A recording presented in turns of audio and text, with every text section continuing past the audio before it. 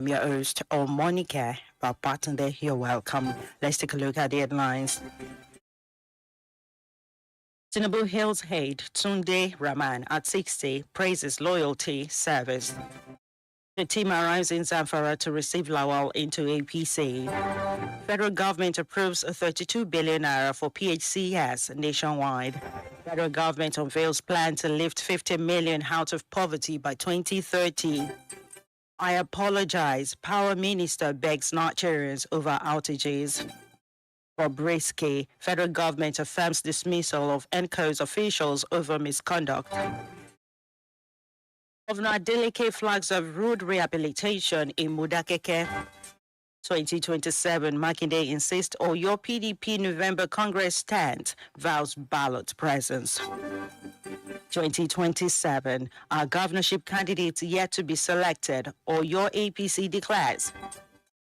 Alleged corruption, court adjourns Erufai bail hearing to March 31. Armed EFCC operatives take over Malami's Abuja house. Military dismisses fears of terrorist takeover in Borno Northeast. IGP Disu announces major reshuffle, releases list of new AIGs, CPS. 2027, Labour Party zones presidential ticket to South. And moving on to the foreign scene, United States Secretary to meet G7 ministers in France on Iran. Philippines declares national emergency over fuel price hike. At least 66 dead after Colombia military transport plane crashes. Iran fires new wave of missiles at Israel after denying Trump talks. And now to the exciting world of sports. Friendly, the Tigers to face Los Angeles Sparks in U.S. exhibition. Super Eagles set up camp for Iran, Jordan friendly. And those are the major headlines making the rounds today. It was compiled and edited by Abiodun Akinwumi. And my name is Omonike Babatunde. For sponsorship or advert placements, kindly contact our sales and marketing office on 091 2929 4332 or 090 7722 7120. Up next is Time and Breakfast Show, where we discuss and have in-depth analysis on some of the topical stories. Don't forget, you can follow us by logging onto any of the FM online platform on www.diamondfm.net or keep up to date via our social media pages, and you can as well watch us live on YouTube. Good morning.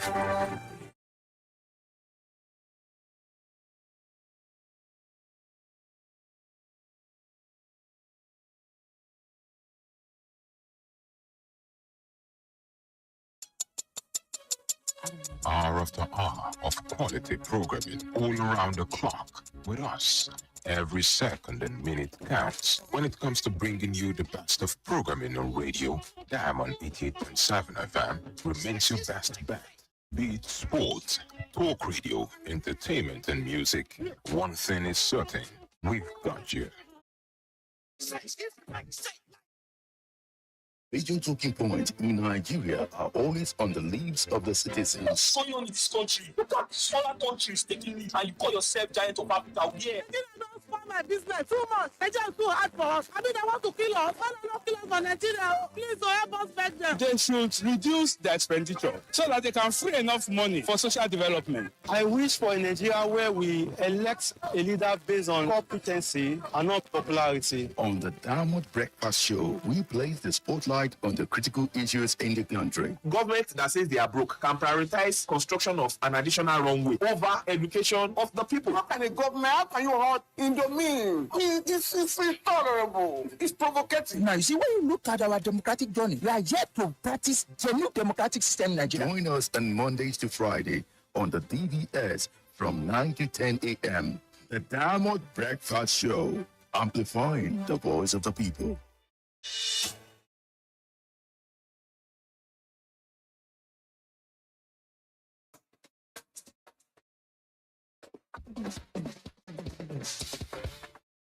From the studios of Diamond 88.7 FM in Loring, this is the Diamond Breakfast Show.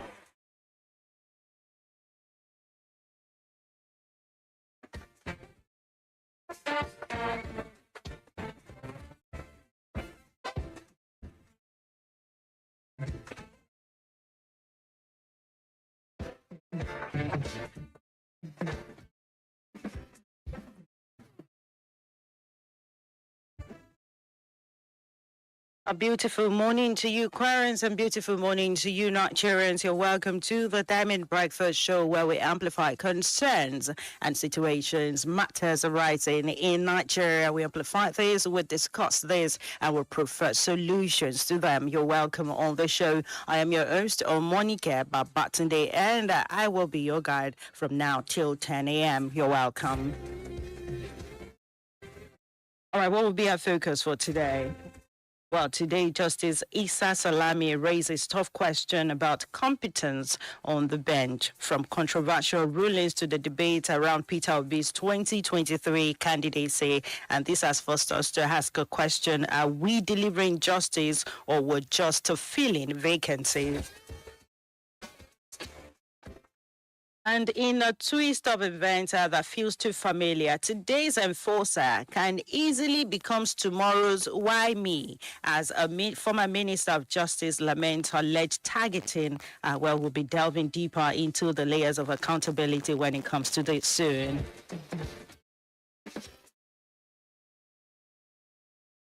And just as fuel prices is on the hike, well, a return to remote and hybrid work model is being suggested to cushion the impact as it was done during the COVID-19 days. Well, this was suggested by the Dangote Group CEO, Alhaji Aliko Dangote. He suggested this, but then would this be really the way out for Nigerians? Not alone this morning, I am joined by Dr. Hafiz Sulaiman. We'll be discussing this together on the show. You're welcome, sir. It's a pleasure to have you this morning, sir. Thank you very much, ma. It's always my pleasure to be on here with you, ma. Yeah, thank you so much for coming on. Thank you very much for having me. All right, let's delve into the matter arising. A former appeal court president, Justice Issa Salami, retired yesterday. That was when a courtesy visit was paid to him to present him an award by the Wole Soyinka Center for Investigative Journalism.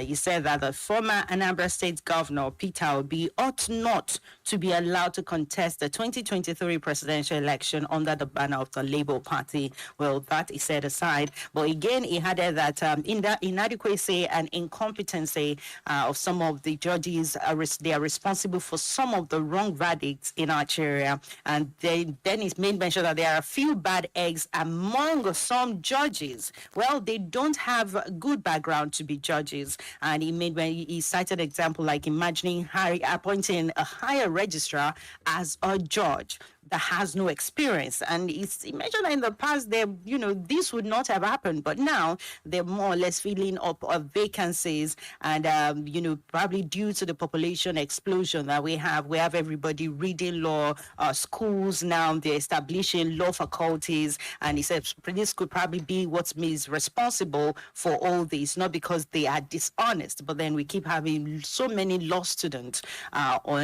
to fill up vacancies. And he made mention of the fact that Peter Obi ought not to be allowed to contest the 2023 presidential election. He said in the sense that by the time he lost the PDP primary, Labour Party had submitted list of members to INEC by then, and the Constitution says that they cannot be an independent candidacy. Well, this we have to discuss. Again, Doctor, you're welcome on the show.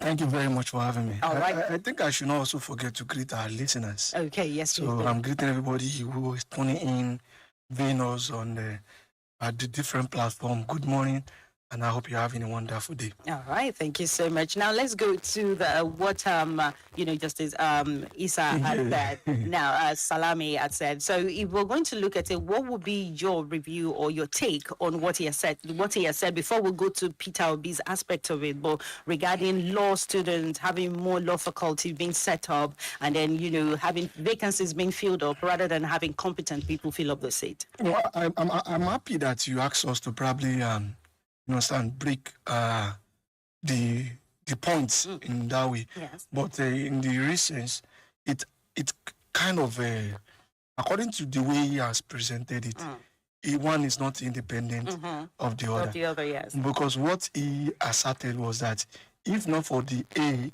the B shouldn't have happened. Yes. If not for the incompetency, the irregularities, the standard of becoming a judge that he felt have not been as up as it ought to be may have been the reason why President a candidate of Labour Party in the last election emerges.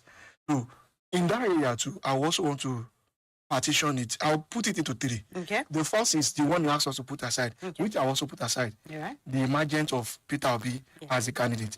That is one. Okay. Two is the judiciary, the becoming a judge and what the judiciary is. And thirdly, which I'll call the prerequisites to the judiciary, what will probably make you to eventually qualify to be a judiciary. He also mentioned that, which is studying law, establishing faculty of law, and population explosion when it comes to law. That is one. Make it 3 points. So let me start with the one at the middle, which is the judiciary itself.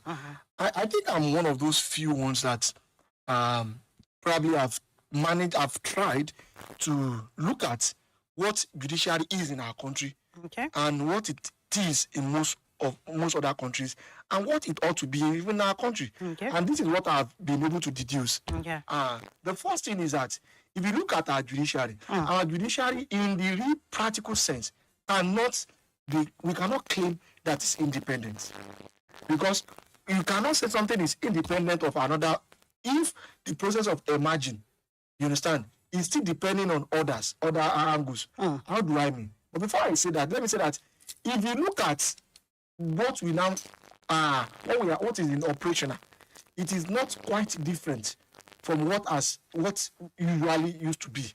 And if you look at what happened in 1999, because everything we want to do now, we believe that we are building on that, although the whole essence of judiciary, you understand, has been existent before that. But that was the point that we ought to have straightened the record. But we were not able to.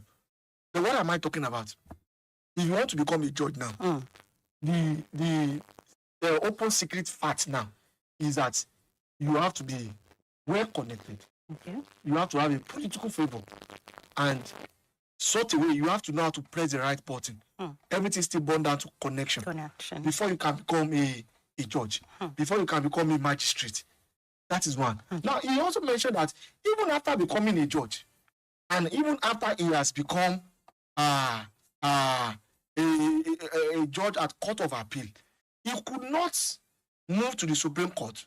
And even colleagues that he has 10 years of seniority at bench were able to transit to the Supreme Court, basically because of the quota system that is being used.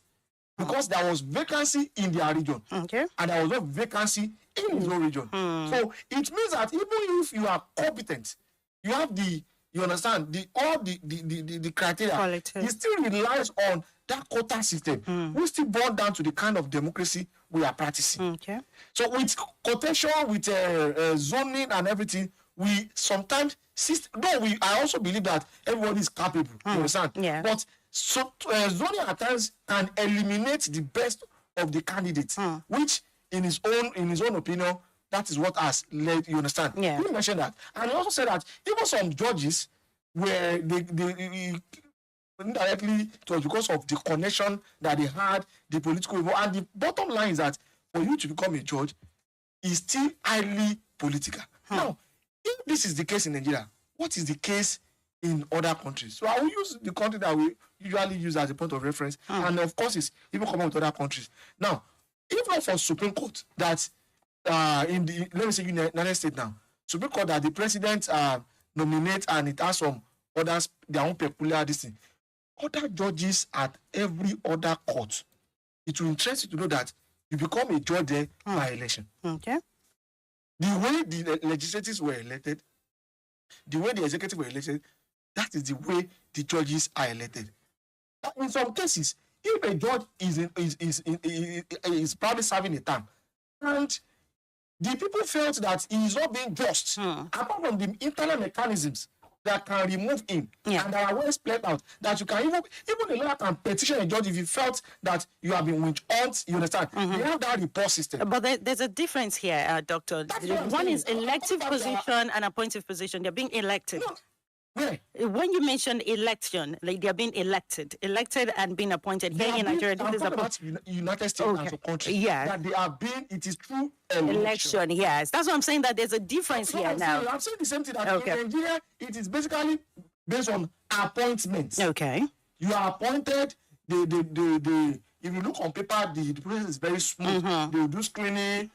We know that as long as you have the right connection, you have the right connect, all those things are just formality. Except only when your character is so obvious that even the person that wants your connect will refuse to connect you. Yes. They will unplug you. If not that, as long as you can maintain some level of dignities, you can easily plug in your connect to any plug and you'll be able there.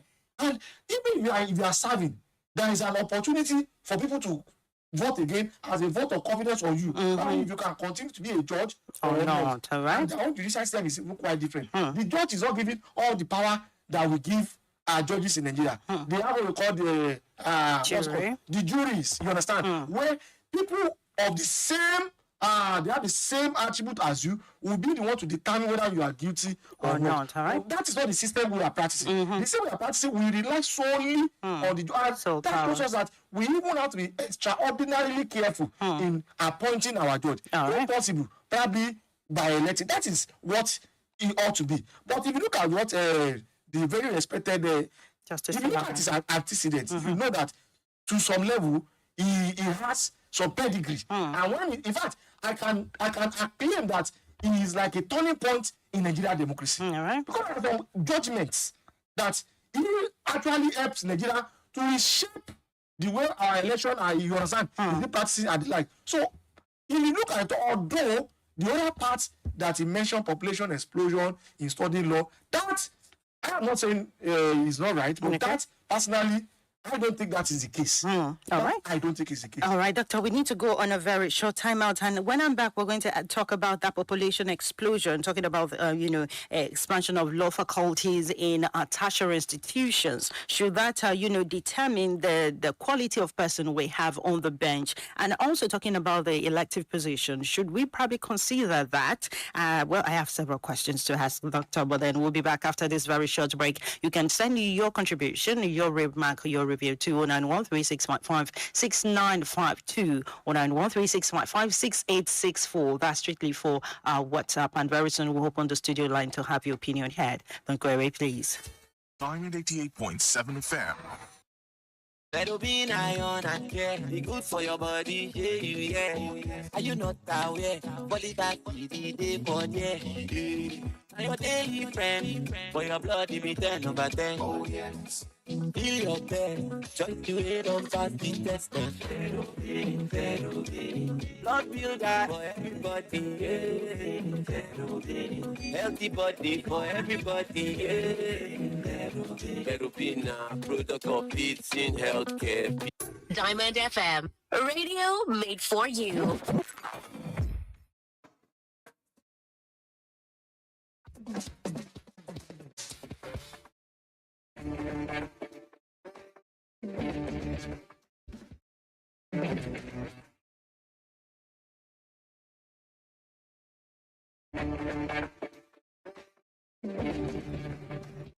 You're welcome back. You're still tuned in to the Mid-Breakfast Show on Vitamin 88.7 of Lori, and we are still talking about, appointive and elective position in Nigerian judiciary. And also, Justice Salami made mention of something I'm going to read as in quotes. He says, I am a practical example. Some of them who came 10 years after me had got to the Court of Appeal, got recommended to the Supreme Court by me because my zone did not have a vacancy.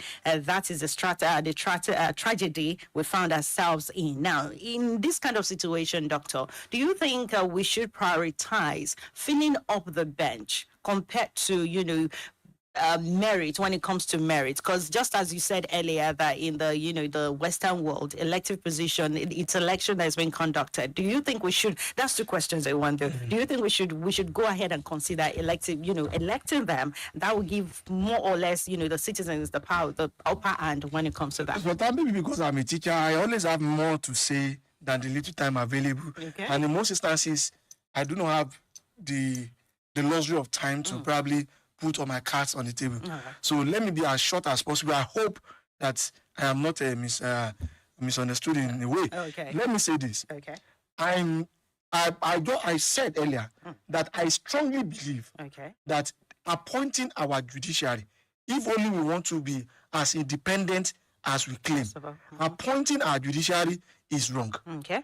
The judiciary also should be based on election. Okay. That's what I'm saying. All right. Now, we have issue with electing our judiciary, our legislatures. We have issue with electing our executive. But I must tell you that one way or the other, we are improving. I still believe that our vote counts. In most instances, by the time you go to this, you go on the street and feel people's pulse. Forget about what you are thinking. During the day of election, you will realize that even the candidate that you think the candidate should not win, you notice that the candidate will win because one way or the other, he is able to get the vote of people. Maybe it's vote buying, maybe it's bribery, I don't know. But because I have seen firsthand where votes are casted and I have monitored it up to the state level, and I noticed that to some extent, apart from some normal technicalities, that ought to be, if it's what people actually exercise as their choice was what is being counted, though there is still room for improvement when it comes to vote buying on the line. So I believe that judiciary also should be elected.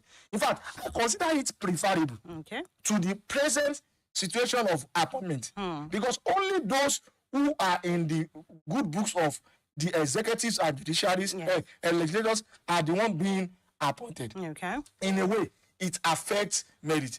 Of course, if you look at it technically, democracy is not where merit is being granted. It is where popularity is being guaranteed. You understand? That is one. Secondly, you made mention of the quota system. Even in the United States, there is a way, they have a way of regulating those they are put. The fact is that in Nigeria now, we have been politicalized, if there is any English like that. We have been tribalized, we have been religialized, if there are English like that. So every small thing, we are sensitive to religion, we are sensitive to tribes, we are sensitive to regions. So because of that, I cannot in good conscience say the issue of this quota system, but what I'm saying is that even as we are practicing that, that is making us to lose beautiful and brave minds. Because if I was at a point after those judgments, I was expecting that we should have somebody like Joseph Salami in Supreme Court. It would have been very lovely. Because some of those judges that you can see in some judges that the judge will say, no, it's not as if they will not tell you that this person is not guilty. But they will look for technicality and the case will go the other way. I don't know the time we have to talk about the Peter Obi. Yes, we will still talk about it after the. Let me ask the last question on this now. Do you think this population explosion we're talking about, creating of several faculties, is affecting the quality of those who have on the bench? Absolutely not. I've mentioned it the other time. Absolutely not. Okay. I am thinking with their population. Everybody that studied law in the university do not end up becoming a practicing lawyer. So people can study law to just have the legal knowledge. So you see, that is one thing about university that we don't understand. University does not necessarily translate to employment. It is when you, in fact, after you have retired, you can still go back to university and study law. It's a flair. You may want to satisfy that urge. You may want to. I've seen many people that it's not as if they are willing to start building fresh career in law. Yeah. As well now, you may be intrigued that okay, you can just go to university. Okay, I want to go and study Yoruba. I want to go and study law. I want to go and study this course or that course and the likes. That is where you study for your personal benefit. So now, if you now want to practice, they go to law school. After law school, even after law school, some still choose to go to business. So I am not thinking. I don't think. But what I would just say is that the requirements generally across courses in university should be what should be looked at. All right, but then now let's go to Peter Obi, talking about what Justice Salami had said. How valid is this interpretation of Nigerian electoral framework regarding in a typical society? In a typical society, what he said should be the best. In fact, in a typical society, party is not where you just jump. In a typical society, the party system is an ideological system. Okay. You cannot just leave one party to the other. In fact, I was even asking at the time, I'm not looking at the way Just Salami has looked at it, but I was asking, is he a Labour man for him to have contested other Labour party? Because party, if Nigerians, in a real sense, let the Nigerians workers are tired. Our alternative should be let us vote for what? Labour party, so that they will take care of what? Nigerian labours. That is my own thinking. So in a typical society, a typical democracy in the country, it should not be that should not go for leaving one party to the other. No, but because Nigeria is not a typical country, what can happen? Shouldn't even have stand, because by default he was not, just like he was not a member. But the question is, have we not been having that? Oh, well. We have been having that. We have even seen smaller parties or unpopular parties that they will see a better candidate and it's okay, we may have a shot. If we feature this candidate, they'll just say the other candidate, write letter, or they pressure the person, write letter and tell something happened. Somebody won a primary, forget about even joining a party. Somebody won a primary election. Okay. And the person was pressured to write to INEC. I think it was Senate. To write to INEC that is no longer what? Interested. And because somebody lost presidential ticket, the person was not compensated with that same ticket in a typical country, which is wrong. And that's why Nigeria is not a typical country. Okay. All right, let's take reaction from our listeners at this point in time. 09136 556952. What will be your take on this population explosion? Is it affecting the quality of those we have on the bench? And just as Justice Salami had said, sometimes we, prioritize merit over zoning, or do we say prioritizing zoning over merit? Hello, good morning. Good morning. Good morning. You're welcome, sir. It's a pleasure to have you. You have very, very, very good results.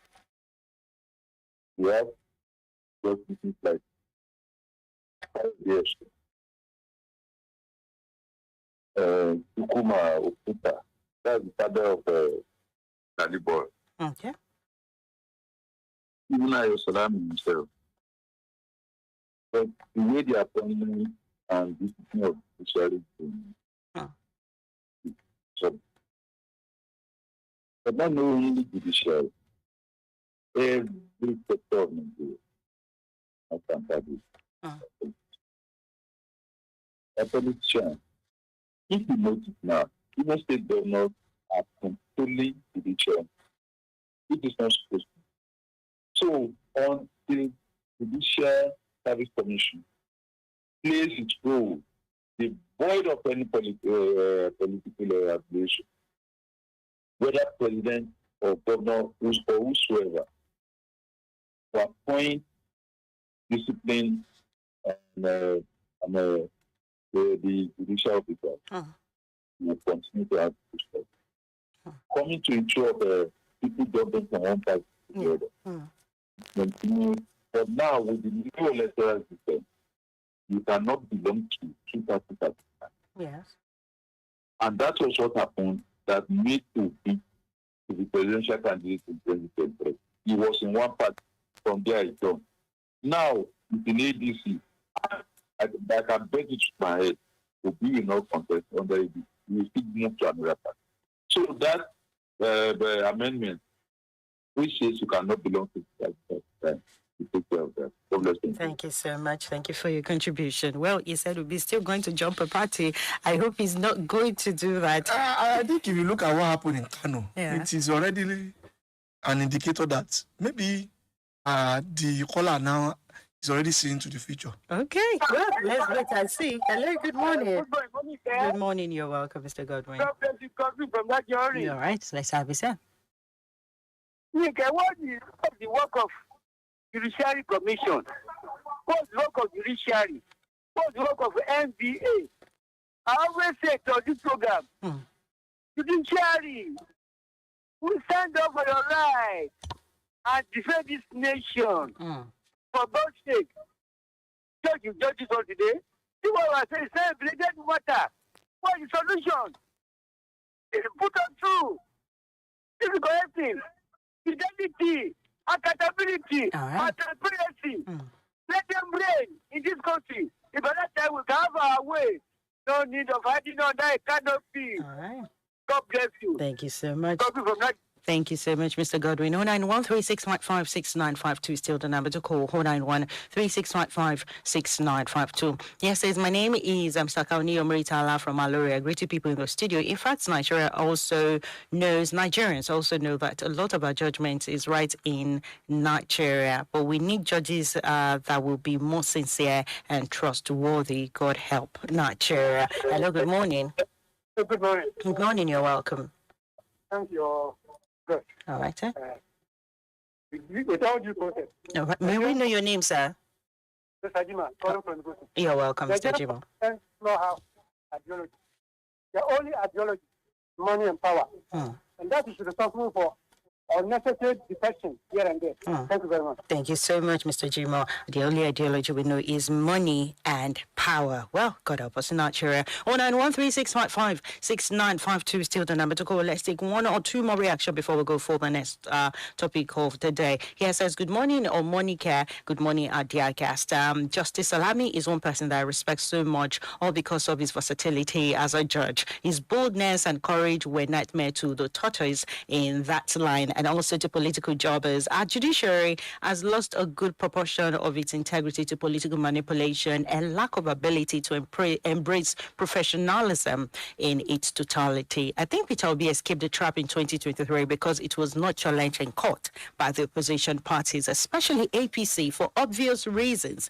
Nevertheless, our judicial workers are not insulated from making mistakes. They must, however, guard against avoidable mistake. Elder Yemi Asaju, and he says Justice Salami's experience is a good definition of discrimination and abuse of quota system, which I consider to be an instrument of destruction of merit and promotion of mediocrity. Elder Yemi Asaju. Hello, good morning. Hello, good morning. Good morning, you're welcome. All right, you're welcome. To me, for judiciary issue, it's not easy for anyone to have been deemed fit to qualify or being fit to have qualified to be appointed as a judge. Okay.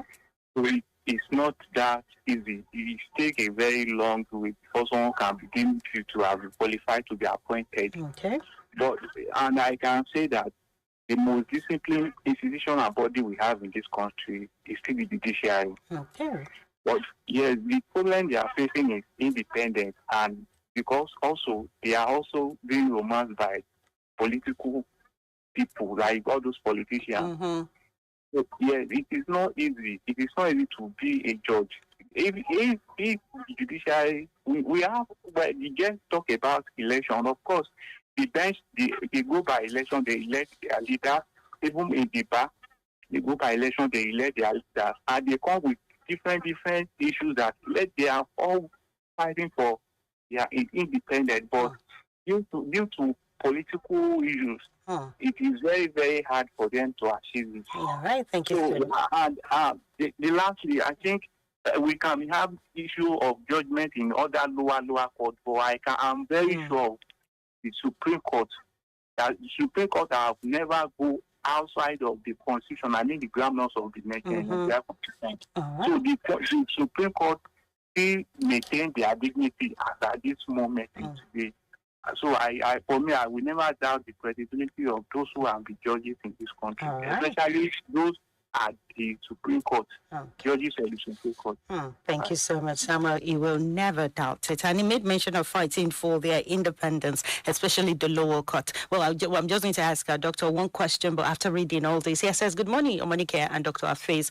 I'm sorry about Justice Salami and the guests are mistaken at some point because Obi didn't even contest, let alone lose the PDP presidential primary elections. Plus, the Electoral Act 2022 is still subject to the Nigerian Constitution regarding Obi's LP membership. One more thing something. Why is Justice Salami raising the issue of defective quota system on the judiciary now and not while in office? Richford from GRA in Lorry. Why now is what he says. He says, good morning.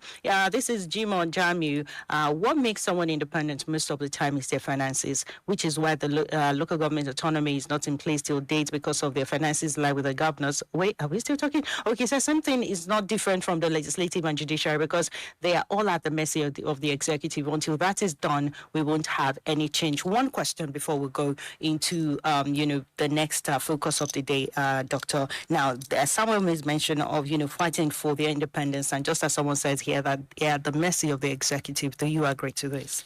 Yes, that is even the whole point why I was advocating that we should change the appointment to election so that they can be truly and totally independent. If they have the financial independence, what about attaining that bench? So we have to talk about independent in all ramifications. And until then, we can now say our judiciary is truly independent. Okay, all right, thank you so much. And he said something about mistaking if Peter Obi contested. What I said is that Peter Obi lost the opportunity to become the presidential candidate of PDP. And my reason is that he actually wanted to, to become the presidential candidate. And even after then, that he saw that is no longer visible.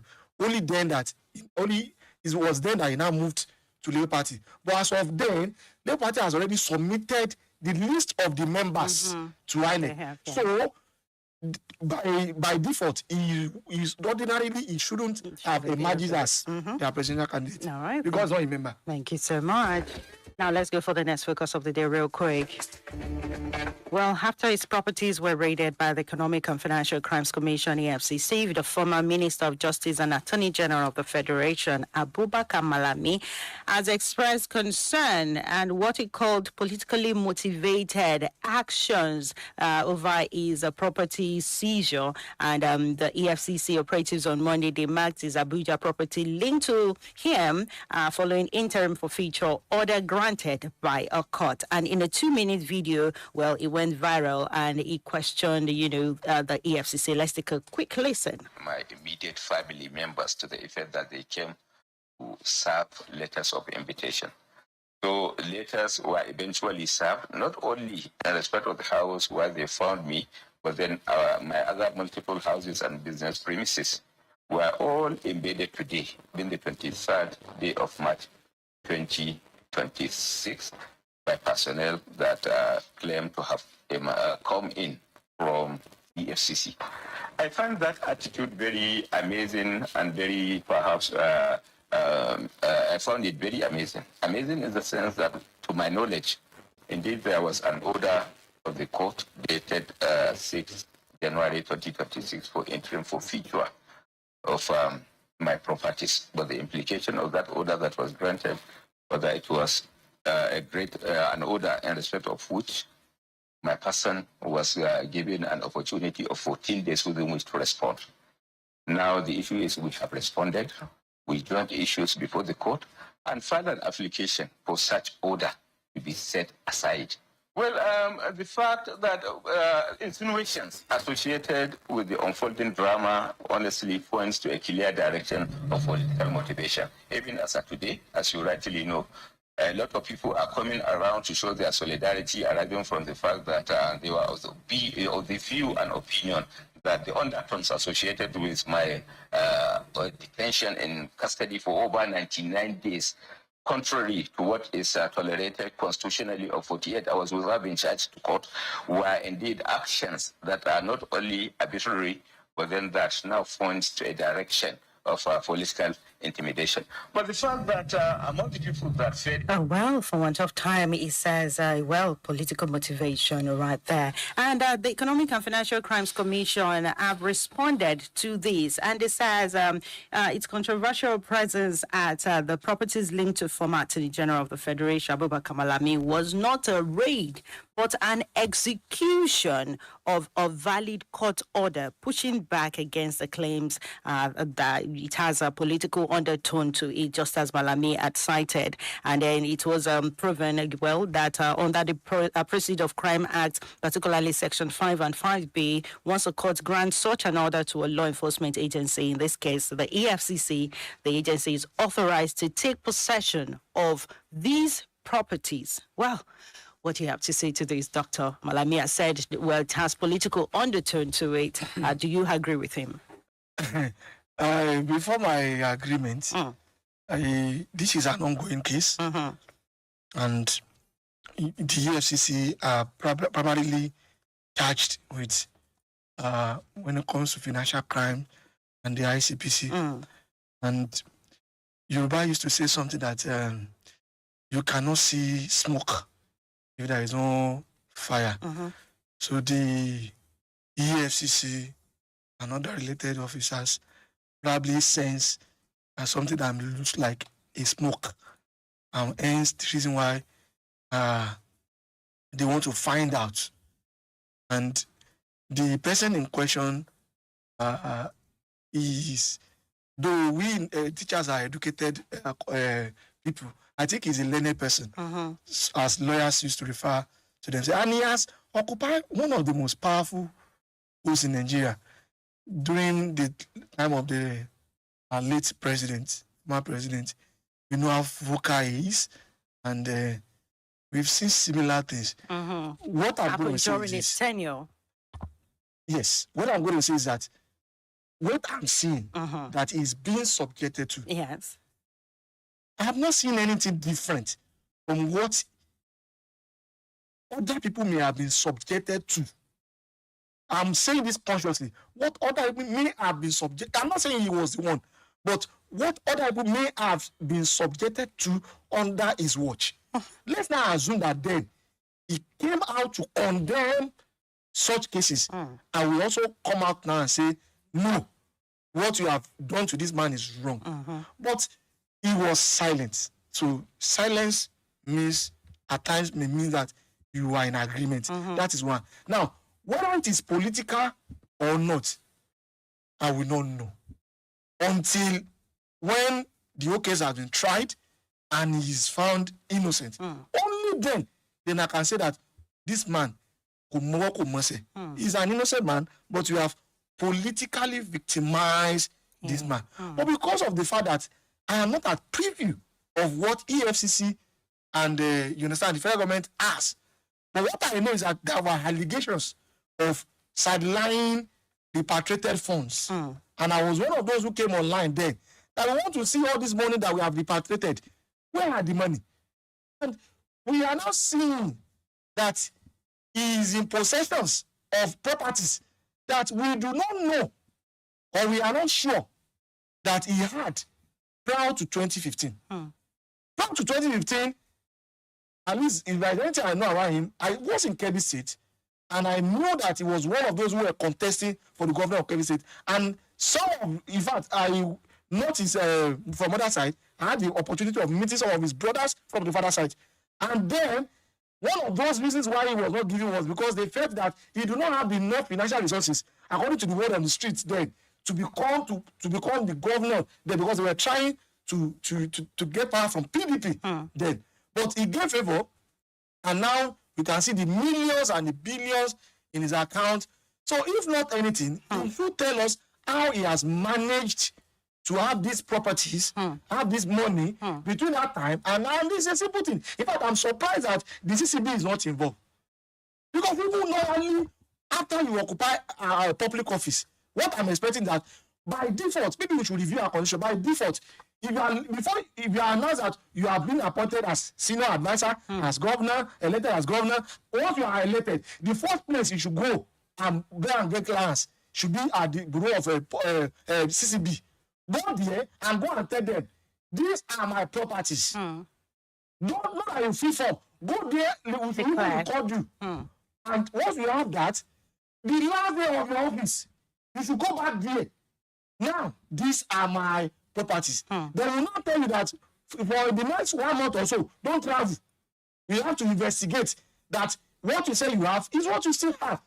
We have these laws that are preventing crime. You understand? But the problem is that they are not playing. Maybe why he's thinking this is politically motivated is because he felt that because of how powerful he was, maybe he should have been excluded and not that somebody, at times when a farmer is trying to pursue the thief that is stealing it, sometimes the thief can look back and say, why? What happened? Did I steal more than this? Maybe this is, I don't know. I'm not saying anything. Yeah, it could be. But I'm just saying that for him, and obviously I understand why he's doing this video. He needs sympathy. He needs people.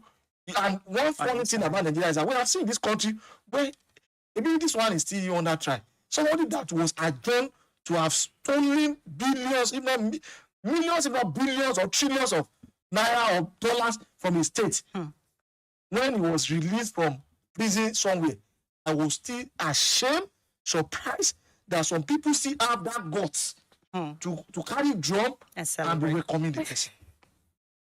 Oh, well, but then again, Doctor, we're going to look at this, what's happening to Malami, talking about top officials in Nigeria now being prosecuted. Do you think that eventually we're going to have law enforcement, in Nigeria going by having high-profile investigations like this? We still have a refined situation on ground, and then, if we keep having more of this. Before I just answer that question. Yes. Although there is one thing I wanted to add, but I forgot that I will not say because he has watched and this was done when he was there. I will still not support that our law enforcers should subject any human being to an human treatment. Privacy is still, even a criminal has law, as for my human rights. Yes. Until that person is guilty, you still have to go about whatever you are doing lawfully and within the purview of the law. Okay. That I must categorically put. Now to high profile. The high profile individual, even before now, because of the fact that we may feel that they have some political influence. I am not saying that is still not there. In fact, in most cases that I'm still seeing now, once you belong to the caucus of whoever is in power, it is likely that you are not tried. And probably that's why he said it is political. If you look at people that we are calling high profile now that have been tried, there are people that maybe before or now are not directly in the camp of those who are empowered now. Maybe it's a way of silencing them during the next election. All right. Maybe it's a way of limiting their influence. Maybe it's a way of troubling them so that by the time they are going in and out of court, they will have little time to think of electioneering process.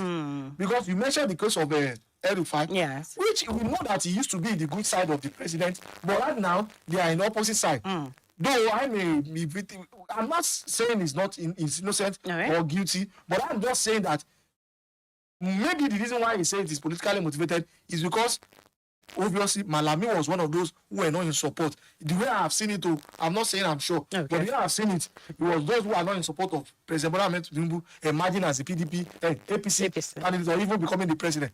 Maybe that is the reason why he's thinking now it is a payback time.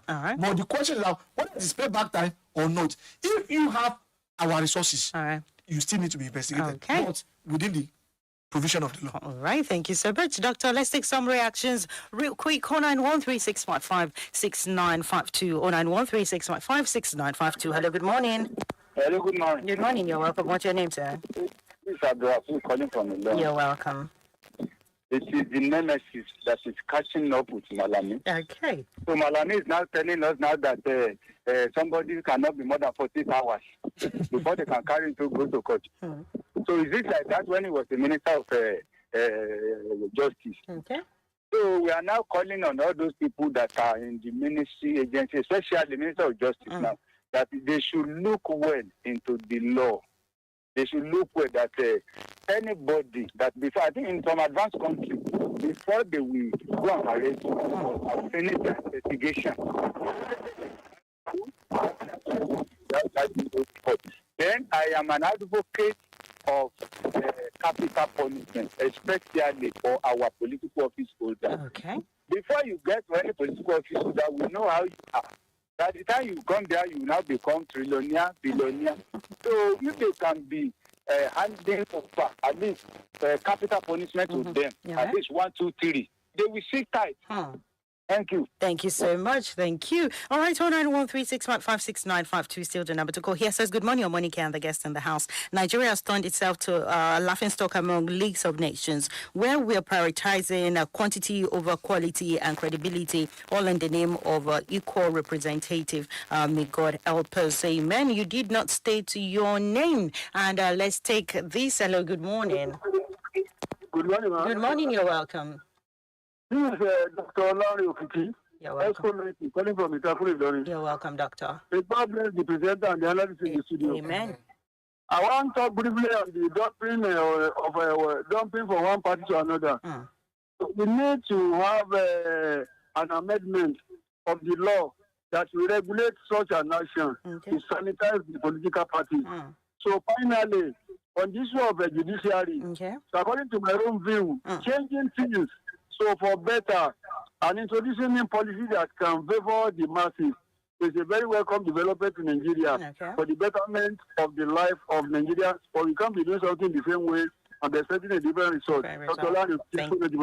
Thank you so much, Doctor. Thank you for your contribution. Here says, good morning, the anchor and the analyst. And the analyst. In Nigeria, when politicians engage themselves in corrupt activities and the law catches up with them, they blame the ruling party. During the time Mr. Malami was the Attorney General and Minister of Justice, he should have not involved himself in corrupt activities. He should accept what is happening to him. Mr. Samuel from Airport. And here says, Malami is only trying to be clever by half and leverage Nigerians' malady of jaundiced sympathy syndrome, as Dr. Hafiz as well said. He should prove his innocence of the magnitude of economic and financial crimes fraud he's facing. He has no shame claiming political victimization instead of defending his ill-gotten overnight wealth. Richford from GRA. Thank you so much, Richford. And here it says, good morning, Malami should defend his corrupt allegation before he starts crying of political victimization. Isa Mohammed from Ilori. Thank you so much, Mr. Isa Mohammed. And yes, says, good morning, David FM. Good morning to your analyst, Francis from Ululadi,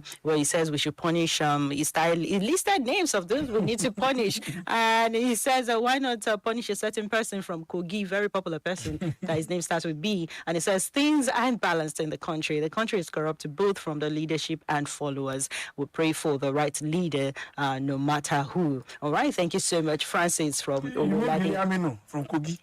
No, it is Yaya Mohammed.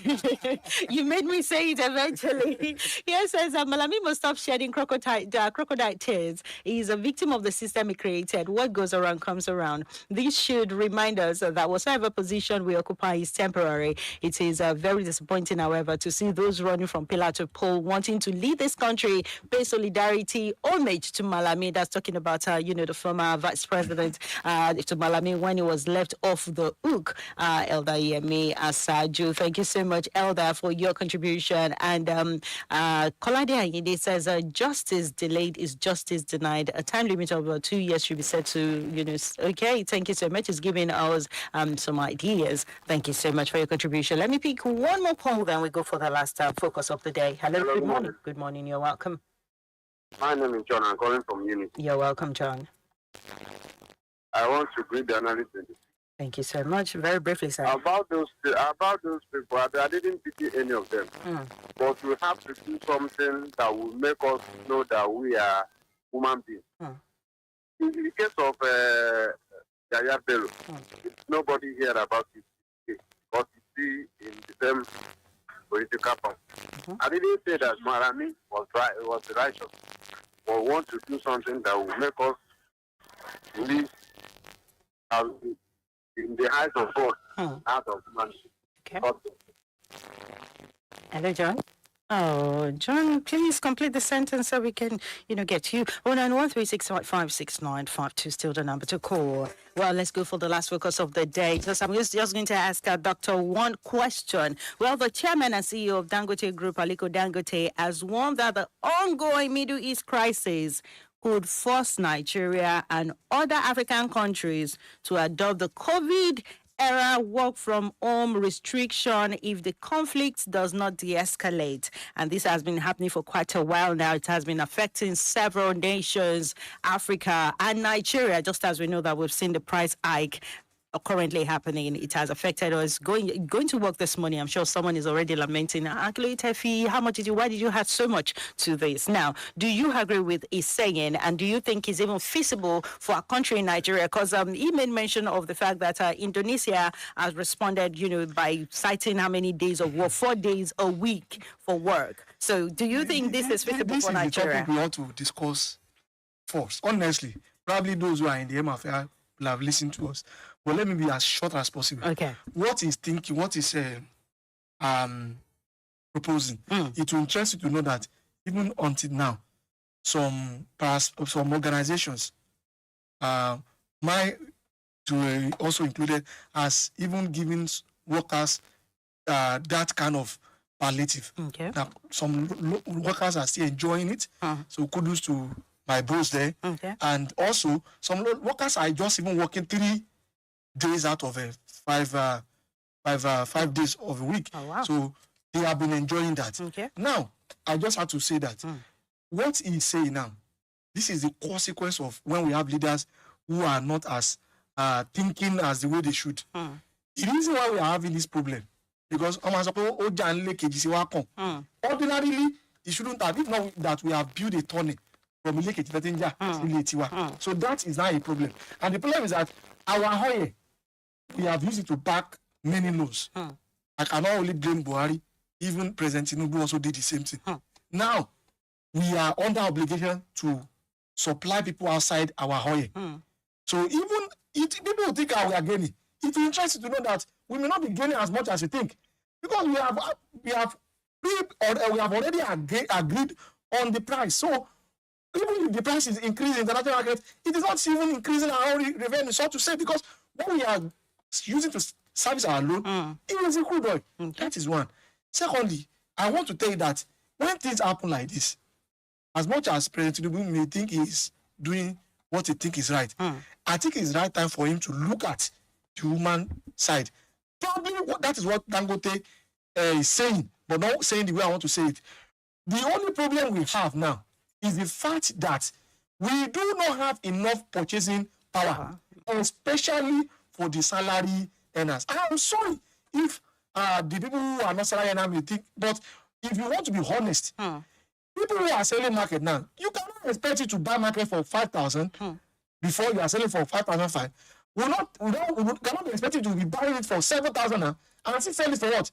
5,500. We can't expect you to do that. Okay. And that is the way we shouldn't expect the salary earners that are being paid 50,000, when things are not as difficult as this, to still be receiving the same 50,000. It is suicidal. All right. What the country, what the people there, I read something from your state, I think a day, yesterday or so, that 10,000 naira will be added to their salary.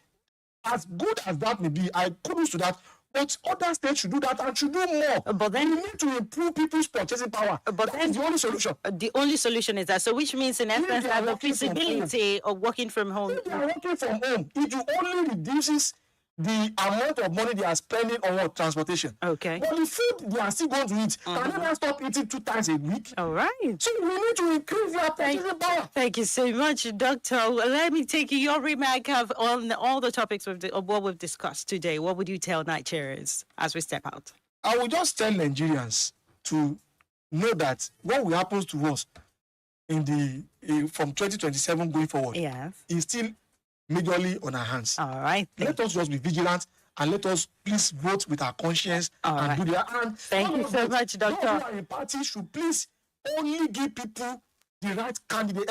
Thank you so much. Thank you so much, Doctor. Well, I have to say, because thank you to everyone who has joined us on the show today. Elder Yemi Asaju, I see your message. Isa Mohammed, and also to Richford. Thank you so much. Our time is fast spent. I will be here, and my colleague will be here tomorrow to do justice to several other concerns we have in Nigeria, and Eba Adasi comes up shortly. Thank you so much, Doctor, for joining me on the show today.